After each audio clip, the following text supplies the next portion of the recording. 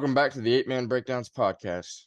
This is where we discuss all phases of the game of football, including philosophy, play concepts, questions, and more. Joining me today is Coach Mike Speirs, head coach at Howells-Dodge High School in Howells, Nebraska. Coach Speirs has been coaching football for 35 years, including 33 years as a head coach, and has spent the past 30 years at Howells-Dodge High School. Over that time, he's built one of the most successful programs in all of high school football. His teams have appeared in 12 state championship games, winning 10 state titles, and they've been a consistent standard of success in title contention every single year here in the state of Nebraska. Well, Coach, thanks for joining me today. Thank you for having me on. I really appreciate it. Let's just start with you. Just tell us about yourself, your high school days, and kind of how you got into coaching football. Well, I went to a small high school, Hay Springs High School out in the Panhandle, Nebraska. I was very active in sports. I wasn't all that good, but I was very active in it. I always enjoyed it. My freshman year of high school was 1981. I graduated in 85. That was the year that Hay Springs transitioned to 8-man. A lot of schools out in the Panhandle right then transitioned together into 8-man football. My understanding was it hadn't been a very big in the state until that time, and that kind of took it off a little bit there in the early 80s. After high school, I went to Chadron State College, and I always wanted to be a teacher and a coach. I had some really good high school coaches that I really looked up to and really admired them. John Weitzel was my high school football coach. He was also my principal. Had two basketball coaches, Herb Topper Couch, who left after my junior year, went to Wyoming. He was from Wyoming. And then Dave Licari took over, and Dave Licari's coached in Nebraska for a long, long time. Most recently, he was the girls coach at Columbus, and he had a big influence on me. I enjoyed sports. I wanted to be involved in it, and I knew that my playing career was going to be pretty dang short.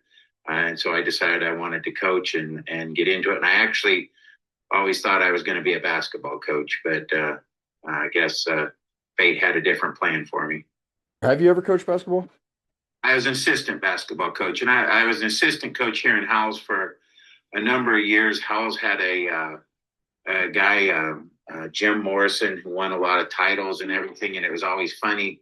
Him and I'd always talk about coaching and everything, and he always said when he was in high school or in college that he wanted to be a football coach, and it took him into basketball, and I was the exact opposite. I wanted to be a basketball coach and got more into football. So I was just taking extra notes on your intro there, but you guys kind of transitioned into 8-man in the early 80s. I'm still learning Nebraska overall. This is only my second year here. But I know that Nebraska 8-man football has a really rich history. I mean, the Nebraska 8-man All-Star game is like 7 years longer than the Kansas one. And obviously, I grew up in Kansas, and I played in the All-Star game there. And back when I was a senior, this is 2012, and I played in the Kansas versus Nebraska 8-man All-Star game. And then I think they went away with that. But anyway, I wanted to ask you a question off of that. Like, when did the Nebraska 8-man All-Star game start? And, with it taking off in the early 80s, what was that like for you transitioning into 8-man from 11-man? I am not 100% certain when the 8-man All-Star game started. Fairly certain it was in the 1970s because one of the guys that I graduated with from high school in 1985, I know he played in the 8-man All-Star game. There was a couple guys that got it started back in the 70s that just there really wasn't any kind of All-Star game for those kids. A lot of them were getting overlooked for the Shrine Bowl, for the big game. So they decided to start that game, and it's been in Hastings. I believe, I want to say the first one was in 77. But I should know that. I was an officer for 10 years, but I'm not 100% certain on that, the time frame. I just know it really took off. 8-man football did in through the 80s. A lot more schools started to transition to it. Schools were a lot, losing population, which they still are. Heck, most of the schools that I played against when I was in high school are either now closed as a school or they play six man now out in the Panhandle. Not very many schools left out in the Panhandle from when I was around. I was telling somebody I was looking back at my senior year, probably at least half our schedule, those schools no longer exist. So, it's kind of we've got to the point in the state of Nebraska now where there's more schools that are playing 8-man football than are playing 11-man football. Obviously, you've been involved in 8-man football, since your, junior, senior year, whenever you guys were transitioning into it and coaching it for over 30 years now. And I just wanted to kind of ask from now, how it is now to when it started, what's it been like? I actually started my coaching career in Kansas at Hanover, Kansas, and I was an assistant football coach my first year, and then that coach left, and I kind of fell into it, and I have told the kids that I've apologized to those guys that I coached because I sure didn't do them any service. The coaches down there at Hanover now. Matt Hoyer is the head coach, and he was actually in elementary school when I left there. But his brother Dustin Hoyer helps him out, and I coached Dustin, and man, I did him a disservice. I tried to do a lot of the stuff that I remembered my high school coach doing, but I really didn't understand the best way to go about teaching those kids, and I coached them for 3 years, but we probably weren't anywhere close to as good as we could have been or should have been if I had known what I was doing. I look back on those times and be honest with you, I was probably a little more adventurous offensively back then than what I am now.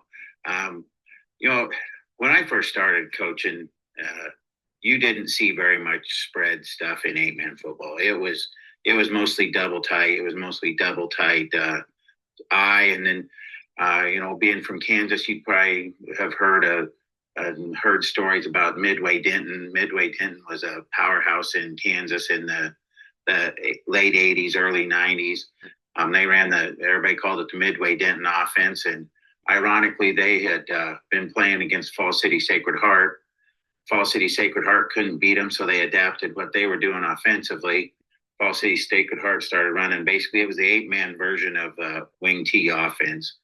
And then Humphrey St. Francis up here in our neck of the woods couldn't beat Sacred Heart there in the '80s and the early '90s when they were winning all their titles. They adapted their offense, and I was lucky enough to get to play against St. Francis since I've been here in Howells. But we're still pretty much double tight eye. We don't make a whole lot of secret. We're gonna try to run the ball and try to play physical at the point of attack. And what it seems like, 30 years ago, that's what everybody did. And the teams that spread the field were kind of few and far between, and were kind of trying to find something to set themselves apart. And now it's kind of almost gone all the way around where we don't see much double tight I formation teams anymore. Like I said, we play Humphrey St. Francis. They go by Archangels now, but they're still pretty double tight. They haven't changed a whole lot, but we're kind of unique in what we do now because we're not spreading the field. And it's been a long time since I haven't had an offensive set with two tight ends on the field. So I really don't know if I don't know how good I'd be if I had to coach a whole lot of spread. And if you got the guys to do it, I know that's like when I grew up, that's exactly what we did at Baileyville. It was all double tight eye, and like you're talking about Midway Denton, it was essentially it was their offense out of an eye, and we had quarterback, tailback, fullback, and one of the three of us was getting it counter series, trap series. Yeah. We had toss, boot, play action, all that stuff off it. But I agree, even all the way up until, and I graduated in 2012, so even then in Kansas, you were seeing a lot of double tight eye, and now there's a lot more spread there too as well. So yeah, the game's definitely changed. And would you talk about that though? Like obviously adapting and fitting to your players. What type of players do you guys have up there, and how many do you have out? And are you guys going to be D2 or D3 next year? Through this cycle. Okay.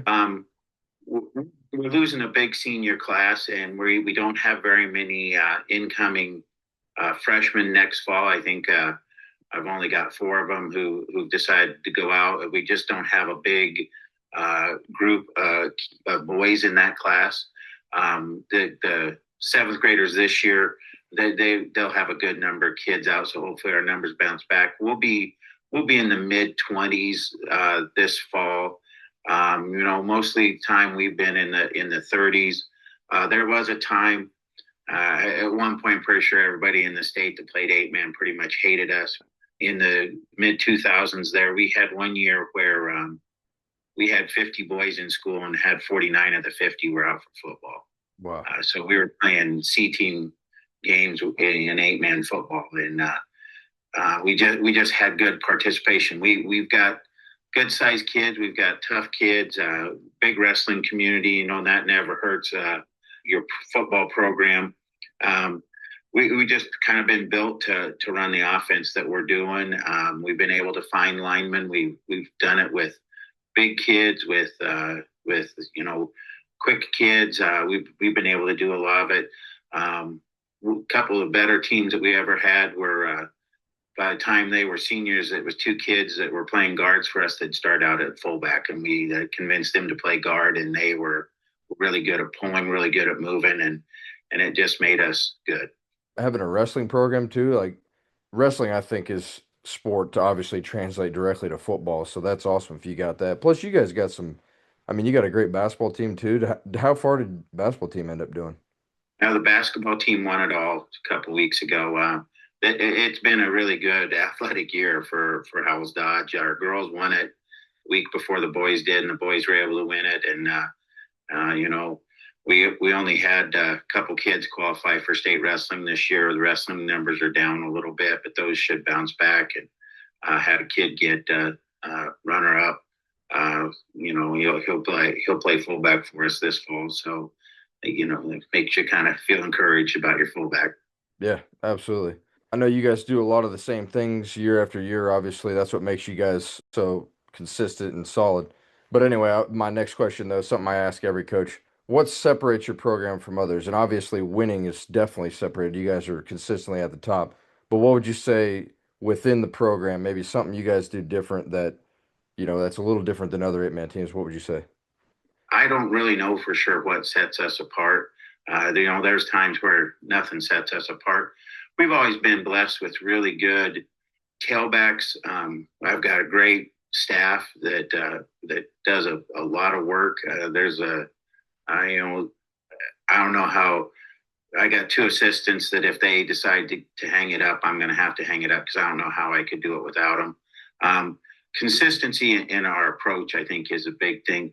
My first year here was the fall of '96, and we had a young man playing tailback for us, and we kind of found the sweep on accident. His name was Kurt Ballboy, and we found out that he ran it well. His last game, his senior year, he rushed for 596 yards in a single game, and I talked a lot with him about how he approached it, what he did with his eyes, and we really coached the heck out of our tailbacks on what he told me 30 years ago about how he ran the sweep and how he kind of approached it. And I never realized as a young coach, but essentially, our sweep is an outside zone, and just how he read it, what he was looking at, where he put his eyes, and what he wanted the lineman to do. We still coach it that same way. So, I'm lucky enough to have a couple former players that come back and help. One of them, Nathan Bajada, was a captain at University of Iowa and had a cup of coffee in the NFL. And so, that he generates a lot of respect out of the kids. When he says something, they listen and they do it. So I don't know what sets us apart. Maybe a stubborn head coach, I guess. Well, no, I love your answers though. I wanted to ask, have you had the same assistants this entire time? One, Luke Dobbins, I think he's been with us since about 2003, 2004, somewhere in there. The other one, Wes Picorni, he helped over at Clarkson for the longest time. And then his son was going to be a student manager when he was a seventh grader. And that would have been in about 2010. And then Wes Picorni came over with us. So he's been with us. Those guys been there. Like I said, Luke Dobbins has been there for 20 some years. He does all our tech. He's our defense. He breaks down film for us. If I try to get into huddle and start breaking stuff down, he gets mad because he tells me it takes him longer to correct the stuff that I screwed up than what it was for him to just do it. So, great guys that accept their role and we work well together and so it works. I think that's a great answer of kind of what separates you. Me, I've bounced around several different places, no reason other than opportunity to become a head coach and then obviously coming here, family, get close to my wife's family and mine. But anyway, when you don't have much turnover in coaches, consistency throughout from the top down, from your coaches and then obviously, like you said, bringing former players back into the program. I mean, that's awesome. Obviously, you've got guys doing it the right way and consistency, doing things well over time, but I think that all starts with, having the core guys there with you that whole time. So I think that's a great answer for what separates you guys. I think it helps that I think our kids know what to expect. They know how we're going to coach them. They understand it, so they've been through it. We're lucky. If a junior high kid wants to be a manager, we pretty much let them be a manager just because I'm trying to get as many people involved in our program as possible. And because I figure the more I can get involved, the better off it's going to be in the long term for our program. Is your junior high coach, do they help with the high school as well, or who's your junior high coach? Our junior high coach is actually, his name's Ron Lund, and he was the head coach at Dodge when we consolidated. And he was willing to step into the junior high role. And he's been the junior high coach ever since we have consolidated. And when we were on our own between Howells and Dodge, we ran pretty much the same kind of stuff anyway. So it was, he's doing what he coached in Dodge, but it really fits with what we're doing here at Howells-Dodge. So, he's been involved in football for 30 years.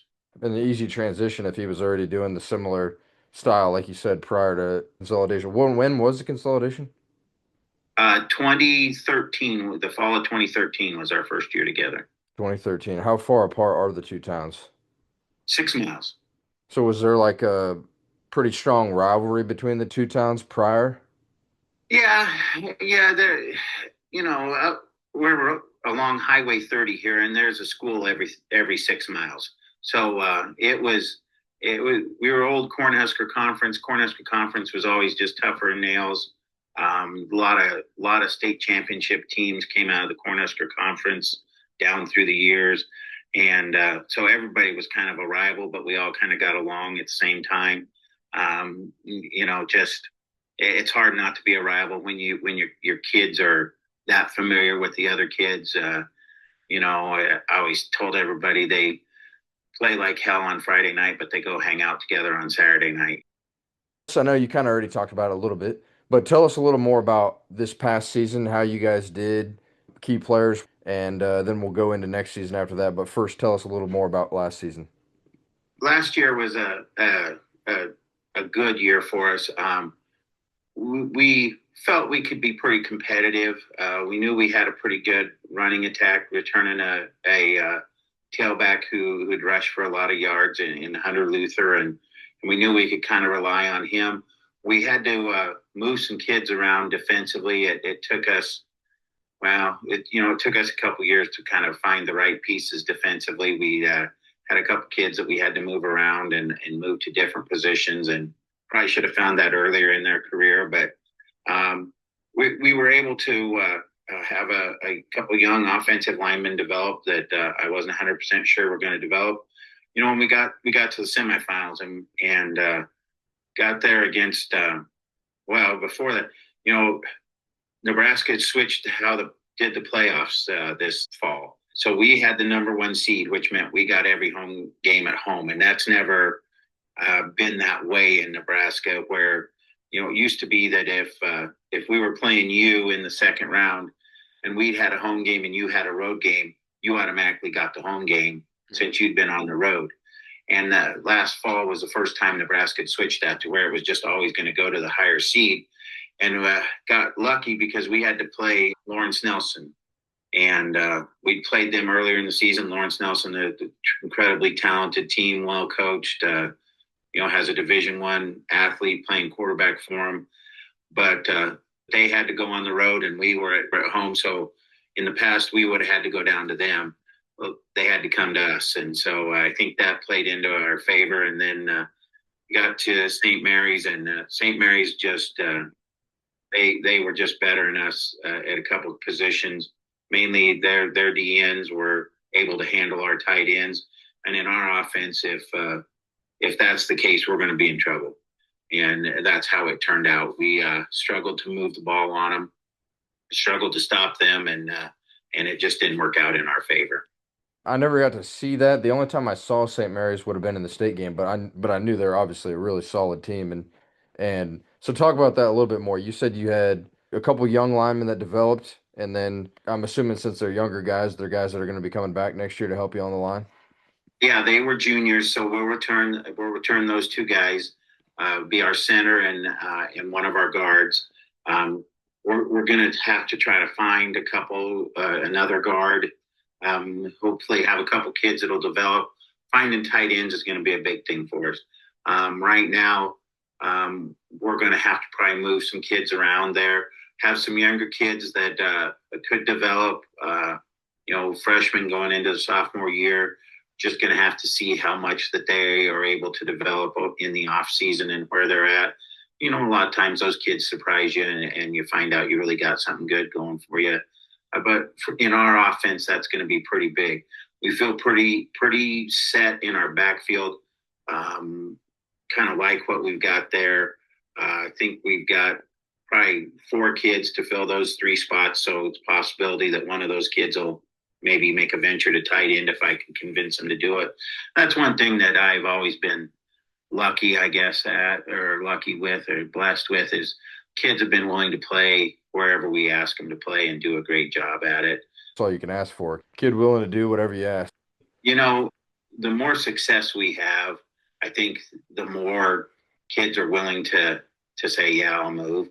Maybe when I was first here, didn't quite have the street cred, I guess, so to speak. And I know I had some kids that thought they wanted to play somewhere else and really weren't willing to do it. But then once we started having some success, then kids were pretty much willing to play. I remember a kid one time, or a parent one time, telling me about their son that I'd ask him to move whatever position it was. And he came home and told his dad, and his dad said, well, I don't think you're good there. You should be good here, or, a different position. And he said his son told him, he goes, Dad, I want to play. I'll play wherever I got to play. Just, I'm getting playing time, so don't mess this up. And so, when the kids have that attitude, that really helps you out as a coach. Absolutely. Moving on a little bit more here, deeper into your team for next year. So obviously you're going to have a younger group. What would you say is the biggest challenge with such a younger group? I think just getting them into the right spots as coaches, as figuring out what gives us the best chance of being successful. Like I said, we've got three running back, or 4 kids for 3 spots in the backfield. Just figuring out where can we put people to give ourselves a chance to be successful. And I know I might have to expand our offense just a little bit. I might have to do a couple different things that we either A, haven't done in a long time, or B, have never done. But just maybe take better advantage of what some of our skill set of some of our kids. So that's one thing as coaches that we've kind of talked about in this off season is what we want to do that way is, we're never going to get very far away from our run game. That's going to be a big part of what we do. It's always going to be a big part of what we do, but we probably need to be a little more inventive to give our kids a little bit better chance this next season. And then looking in next season, if you wouldn't mind talking about how your district came out, what your schedule's looking like. Well, when the classifications came out, you looked at, my gosh, there's going to be a lot of travel. And I think we got lucky in that our travel isn't as bad as what a lot of teams are facing. So in that aspect, I think our district was good. I think our district will be competitive. I think there's some teams that we played just last season. There's some teams that we haven't faced in a long, long time. I'm happy with our schedule. I like how everything shook out. D2 is kind of the interesting class because there's 32 schools in D2 and that's it. Where D1 got a lot of opt downs, ineligibles that chose to play, and then D3 got some schools that decided to opt down and into D3 and being eligible. So I think those other two classes, D1 and D3, have in the mid to upper 30s, and we just got 32 teams. It's going to make it interesting with the 16 team playoff. But like I told somebody, we're 9-game schedule, which we haven't had a 9-game schedule in the state of Nebraska for a long time. But all 9 of our games are in D2, so we're playing over a fourth of the class just in our regular season schedule, which is kind of crazy when you think about it that way. I think when I was looking at ours with opt-outs, we only have to win one or two district games and we automatically, are in, because Yeah. there's several in our district, 3 or 4 that are ineligible. Yeah, it's kind of crazy, but overall, I think Nebraska, they do it way better. I think as far as the point system, I mean, you're at least in theory getting the better teams in the playoffs, and usually the better teams are going to make it all the way, or at least meet each other when they're supposed to be meeting each other. But anyway, let me get back on track here real quick. So, advice to coaches. So just any advice to current coaches, future coaches, anything? What would you say? Biggest piece of advice?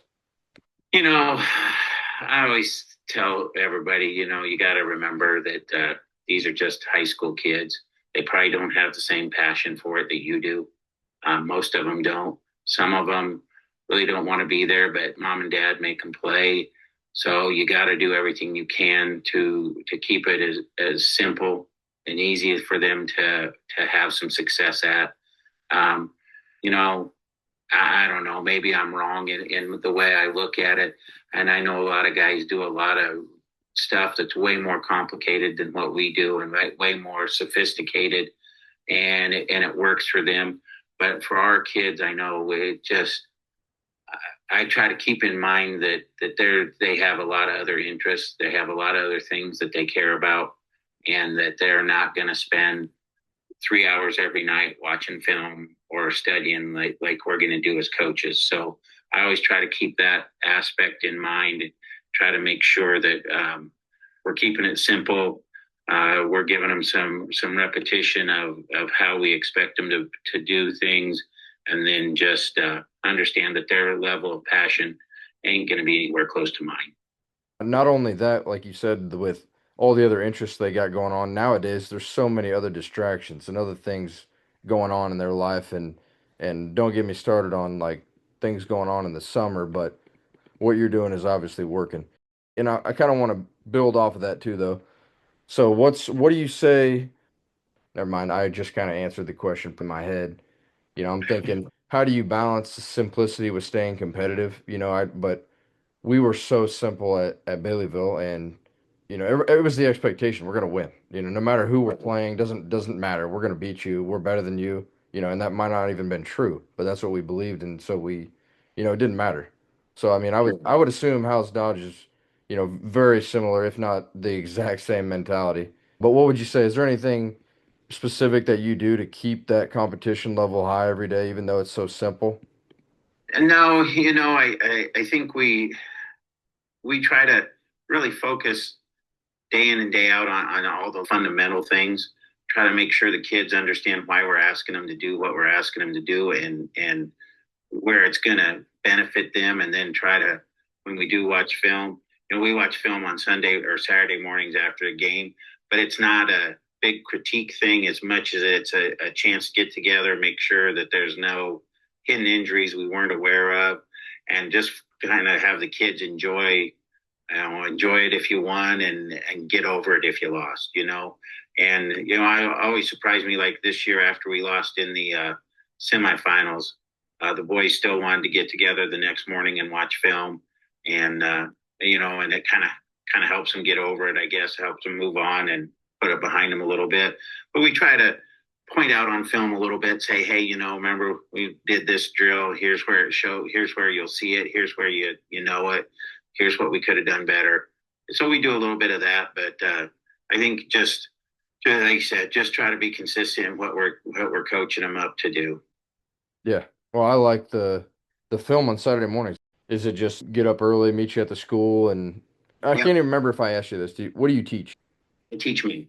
Okay, so just everybody meets in your classroom or something and watch the film? No, actually, believe it or not, we meet in the basketball coach's room, and it was when we first built the school.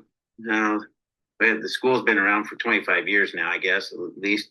That was my classroom to start with, and we just always kind of met in that classroom, and we've kind of kept doing it. The basketball coach now is actually a former player.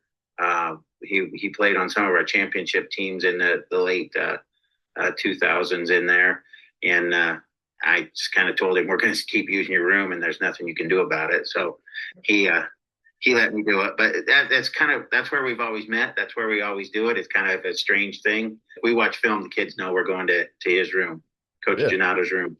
Well, there you go. Yeah, and he was a part of it, so Yeah, he yeah. knows the consistency with it.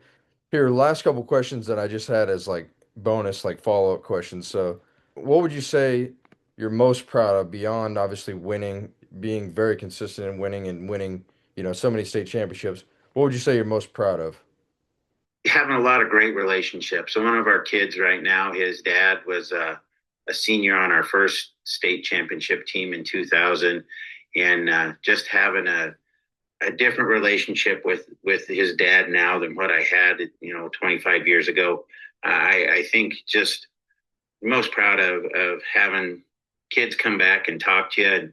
And I always remember as a kid going back and talking to my high school coaches, and I hope that they were as happy to see me come back and talk to them as I'm as happy to see kids come back and talk to me. Having a former player be an assistant coach with you is always a fun thing. So it's those little things, that the relationships. I think that's what I enjoy the most. Yeah, absolutely. At the end of the day, I mean, that's what it's all about, right? I mean, going back to what you said in the beginning of which I was a very similar situation, at least in my mind, where you were in high school and you kind of already knew you wanted to coach and teach, and I was the same way. I was like a freshman, sophomore in high school, and had a great coach that impacted me, and I wanted to do the same, to kids in the future when I got the chance, and yeah, that's what it's all about. Absolutely. Last question here too, then. What keeps you motivated every year, coming back? And I know like you said kind of earlier about your assistant coaches being there with you, and obviously none of us would be able to do it without our assistants. But what would you say keeps you motivated every year? I just enjoy the process. The whole process of it is what keeps me fired up, keeps me going, and I love coaching the young kids and watching them improve and develop and become as good as they possibly can be. I love everything about the game. I never, when I was their age, I never really thought that much about football, but now everything about the game, I just enjoy every minute of it. I enjoy games. I don't know, just that Friday night feeling is there's nothing beats that. Yeah, I 100% agree. I really appreciate you taking the time and to talk football and share your knowledge and experiences in Nebraska 8-man football. So thanks a lot, Coach. I really appreciate it. Thank you for having me. I really appreciate it. Thanks a lot, Coach.